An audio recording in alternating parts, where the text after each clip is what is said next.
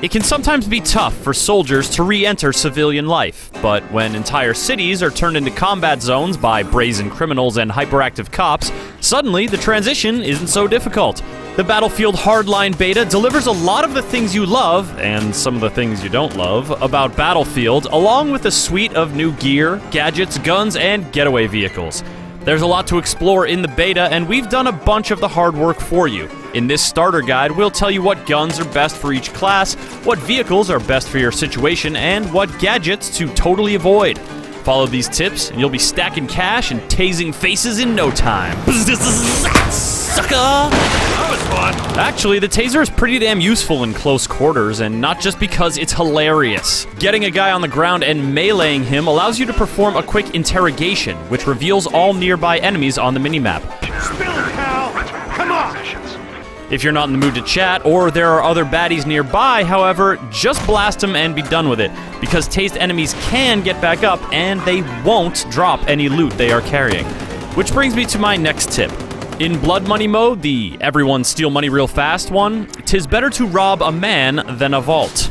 Vaults take time to loot, whereas a dead dude just drops bioluminescent cabbage all over the ground that you can gobble right up.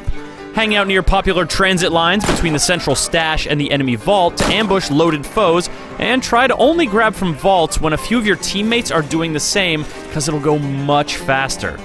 Speaking of faster, once you've got the loot, you've got two choices. Get in a vehicle or get to higher ground. Scurrying along the street is a good way to get killed by a lot of things. Despite being vulnerable to small arms fire, cars or bikes are your best bet for safe travel, and even the standard sedans have an extinguisher that you can pop if you happen to catch on fire. There are some nice long stairways that make great motorcycle shortcuts, or you could add gravity crime to your rap sheet and just zoom along a wall. Parking just outside whatever parking garage you're raiding is a good way to downplay your arrival on the scene while leaving yourself an option for quick escape. No vehicles nearby? Then hoof it to an elevator to gain elevation, then zipline or parachute your way back towards home base. Learning routes like these is key to Blood Money success because you're gonna need options when things get foobar, which is like all the time. Knocking over the big crane creates a speedy route to the lower vault that both teams can exploit, and working that Frostbite 3 destructibility on this wall makes the wee bollards blocking your way a non-factor. Unless you're trying to reach an out-of-the-way sniper perch, though, the grappling hook just isn't worth it. Deploying it takes as long, if not longer, than just running around and taking the GD stairs. For sniping or for flanking snipers, yes, okay, but for just traversing the map, no grapple. Just no. Now let's talk classes. The operator has one bit of kit that's a must, and that's the self-revivo thingamajig. For some ridiculous reason, people still don't expect the dead to rise, so just zombie your way back to life and bite or resurrect nearby fallen comrades to make your enemies wonder if the end times are truly upon them.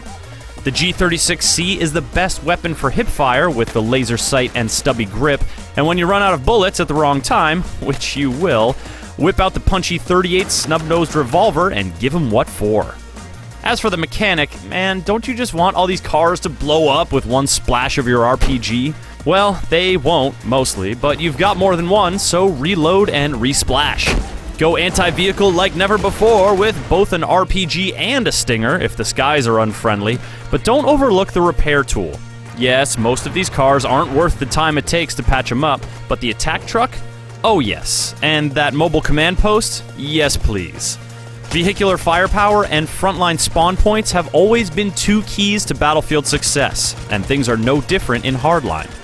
If you want to get brawny and live out your cop/criminal power fantasy in a particularly explosive way, then let's go for the Enforcer. The ballistic shield may look pretty tempting, but it's letting a lot of ordnance through at this stage, so better leave it behind. Then again, sometimes the impractical gear can be the most fun, as is the case with the not super effective but oh so badass sawed-off shotgun. Sure, the 870p Marine Magnum shotgun is way better, but damn if that sawed-off ain't the hot business! Look at that business!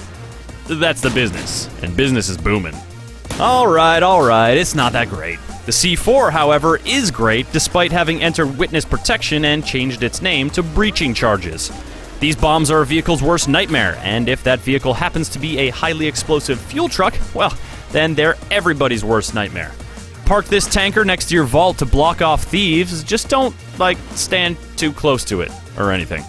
Last but not least, we've got the Professional, which is basically a sick passive-aggressive burn against all the other classes. Amateurs! When going pro, stick to the rule of recon. If you can acquire a target and kill it in a second or less, use the bolt action R700 LTR.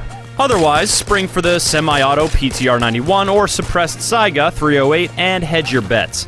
Of course, you can viably leave the long-range game behind and just rock the Tech 9 sidearm, which is like a reincarnation of the 93R from Battlefield 4 in that it is totally deadly at close range. Slap those laser trip mines on any vault you come across to ensure that, even in death, you can strike out at your foes. Professionals are also the class that'll get the most out of zip lines, what with the flitting about from roof to gain better sniping angles. Give these strategies a shot and let me know how they work out for you. The comments for these kind of videos are like bonus tip sections, so contribute below and help us all become more efficient and deadly criminals.